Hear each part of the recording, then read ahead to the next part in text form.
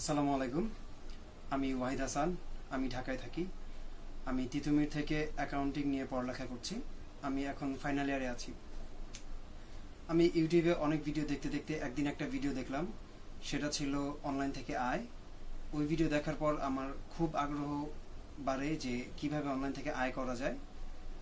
তো এক বড় ভাইয়ের সাথে একদিন কথা হতে হতে সে আমাকে সিএমবিডির কথা বলল।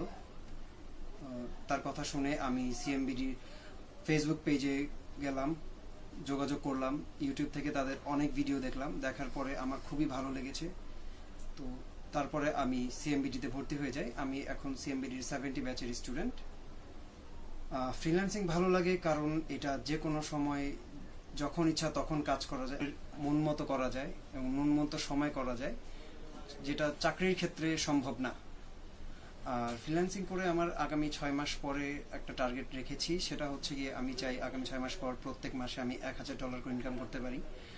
আর আমি যদি আমার ভিশন চিন্তা করি তাহলে আগামী 10 বছর পর আমিও চাইবো আমি এরকম একটা আইটি ফার্ম তৈরি করি, যেন সেখান থেকে অনেক মানুষকে আমি ফ্রিল্যান্সিং মাধ্যমে ঘরে বসে আয় উপার্জন করার একটা ব্যবস্থা করে দিতে পারি। সিএমবিডির সাথে থেকে আশা করি আমি ভালো কিছু একটা করতে পারবো ইনশাআল্লাহ। আমার জন্য সবাই দোয়া করবেন। Thank you.